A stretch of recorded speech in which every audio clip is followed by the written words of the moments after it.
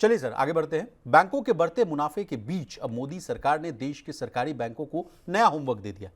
कहा गया है कि मुनाफा ठीक है, लेकिन अब सस्ती डिपॉजिट्स की रफ्तार को भी तेज रखो। वित्त मंत्रालय ने सभी सरकारी बैंकों को निर्देश दिया कि वे सेविंग और करंट अकाउंट जैसी कम ब्याज वाली डिपॉजिट्स को बढ़ाने पर पूरा जोर लगाए। साथ ही छोटे कारोबारियों और किसानों को कर्ज देने से लेकर डिजिटल बैंकिंग, साइबर सुरक्षा और रिस्क मैनेजमेंट को भी मजबूत करें। प्रवीण सर, सरकार चाहती है कि बैंकिंग सिस्टम न सिर्फ मुनाफे में रहे बल्कि जनता के भरोसे पर भी और मजबूत खड़ा हो, ये कहना चाहती है सरकार सर? नहीं, सरकार दरअसल इस मोमेंटम को कायम रखना चाहती है जो डिपॉजिट ग्रोथ में इस साल की जो पहली छमाही है उसमें दिखाई दे रहा है सरकार को तेजी। हाँ, FY26 की पहली छमाही में जो डिपॉजिट ग्रोथ का मोमेंटम है वो अच्छा खासा है, 9.6% का है। इसको सरकार चाहती है कि जो सरकारी बैंक हैं वो इसको मजबूत रखें। लोन्स में भी सर 12.5% के आसपास 12.3% की बढ़ोतरी। बिल्कुल, तो इसी पीरियड में लोन 12.5% बढ़े हैं और बैंकों की जो हालत है वो मजबूत हुई है। 93,000 करोड़ से ज़्यादा का बैंकों को इस छमाही में प्रॉफिट हुआ है, नेट प्रॉफिट। NPA 2.5% के 2.3% के नीचे चले गए हैं। तो बैंकों की, सरकारी बैंकों की मैं बात कर रहा हूँ, सरकारी बैंकों की सेहत जो है वो सुधरती दिख रही है। अब एक जो कंसर्न था पीछे से कि जो डिपॉजिट कैसे आपको मोबिलाइज करनी है, वहाँ चीज़ें थोड़ी सुधरती हुई दिखाई दी हैं, जहाँ 9.6% की ग्रोथ यहाँ पे नज़र आ रही है। फाइनेंस मिनिस्ट्री ने जो PSPs के साथ जो बैठक हुई है उसमें इस बात के लिए कहा है कि आपको ये मोमेंटम या आपको ये रफ्तार जो है लो कॉस्ट डिपॉजिट्स की, इसको बरकरार आपको रखना होगा। और इसके पीछे एक बड़ा मकसद है कि लो कॉस्ट डिपॉजिट्स होती हैं तो बैंकों के मार्जिन्स भी सुधरते हैं।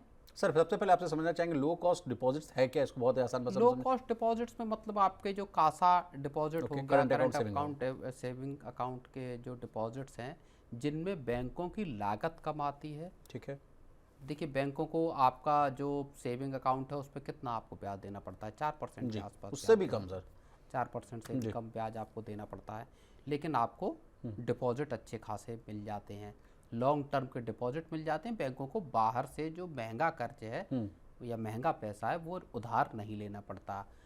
जब आपके पास लो कॉस्ट डिपॉजिट होंगे तो आप सस्ता कर्ज भी बांट सकते हैं, क्योंकि यहाँ आपको फिर स्प्रेड भी मिलता है ठीक ठाक। और बैंकों के इस तरह से जो नेट इंटरेस्ट मार्जिन हैं या नेट इंटरेस्ट इनकम है, NII है, वहाँ पे इजाफा भी होता हुआ नज़र आता है। तो सरकार ने ये कहा है कि आप इसके जरिए फिर ज़्यादा क्रेडिट बांटने की जो आपके पास एक स्पेस मिलेगा, रूम मिलेगा, आप उसका इस्तेमाल कर सकते हैं इस वक्त। जी, आपने ठीक कहा सर कि बैंकों का प्रदर्शन बहुत शानदार रहा है। 93,675 करोड़ का शुद्ध मुनाफा कमाया है साल 2025-26 की पहली छमाही में। और NPA जैसा कि आपने बताया सर 2.30 रह गया, वो अब तक का सबसे कम स्तर है सर।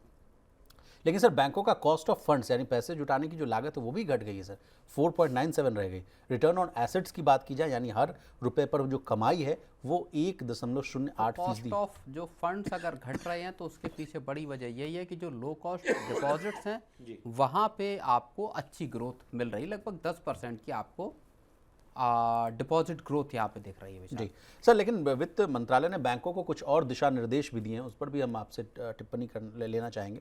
कहा कि MSME यानी जो छोटे कारोबारियों हैं और जो कृषि क्षेत्र है उसको कहा गया है कि ज़्यादा आप कर्ज दें। बिल्कुल, प्रायोरिटी सेक्टर को कर्ज देने की बात है, MSMEs को कर्ज देने की बात है। आप क्रेडिट को बढ़ाएं, कर्ज देने को बढ़ाएं। और इस समय ऐसा भी देखा जा रहा है सर कि टैरिफ की वजह से जो MSME पर सबसे ज़्यादा मार पड़ती हुई दिख रही है, तो शायद इसके तहत भी कहा जा रहा हो कि आप उनको सपोर्ट कीजिए। सरकार ने उसी में 45,000 करोड़ का कल पैकेज भी जारी किया है पूरे उसमें। लेकिन कुछ कंसर्न भी हैं। कंसर्न एक बड़ा ये है कि क्रेडिट ग्रोथ को बढ़ाने के चक्कर में आपकी असेट क्वालिटी के साथ कंप्रोमाइज ना हो, इस बात का बैंकों को भी, सरकारी बैंकों को खासतौर पे ध्यान रखना होगा। क्योंकि लंबे वक्त में 10 साल बाद बैंक आज इस मजबूत स्थिति में दिख रहे हैं। 2015 में बैंकों के ऊपर 1.5 लाख करोड़ रुपए का NPA था बैंकों का, सड़क से लेकर संसद तक जो है चीख पुकार होती थी सर। तो बैंकों का डूबते हुए बैंक एक तरह से सरकारी बैंक दिखाई दे रहे थे। आज स्थिति ये है कि प्राइवेट बैंक सरकारी बैंकों की नकल करने पर मजबूर हैं। जब रिजर्व बैंक ने, मैं आपको याद दिलाऊं, जब रिजर्व बैंक ने रेट कट किए तो उसके बाद सरकारी बैंकों ने जिस तरह से रेट रिडक्शन किए और पास ऑन किए होम लोन, उसमें उसका असर ये हुआ कि प्राइवेट बैंकों से ज़्यादा जो होम लोन और बाकी के जो लोन हैं वहाँ सरकारी बैंकों की ग्रोथ दिखाई दी। तो प्राइवेट बैंकों में बड़ी खलबली हुई कि साहब ये सरकारी बैंक तो बहुत अच्छा परफॉर्म कर रहे हैं। तो उन्होंने आउटपेस किया प्राइवेट बैंकों को। लोगों की होम लोन के लिए या कार लोन के लिए प्राइवेट बैंकों की बजाय सरकारी बैंकों पे जाने की रफ्तार बढ़ी। लोग अब चाहते हैं कि मुझे सरकारी बैंक से होम लोन मिल जाए, वहाँ ज़्यादा आसानी से, ज़्यादा कम, ज़्यादा बेहतर ब्याज दर पे आपको लोन मिल रहा है, ज़्यादा अच्छी सुविधाएं हैं कि आप कभी भी प्रीपे कर सकते हैं या बाकी चीज़ें। लेकिन इसके अलावा सर वित्त मंत्रालय ने ये भी कहा है कि बैंक जो है अपनी जो रिस्क मैनेजमेंट और जो साइबर सुरक्षा को लेकर जो सवाल उठते रहते हैं उनको भी जो है चीज़ों को ध्यान दें। बिल्कुल, रिस्क मैनेजमेंट का सीधा मतलब यही है कि आप असेट क्वालिटी को अपने को लगातार पुख्ता रखें। ये बहुत ज़रूरी चीज़ है।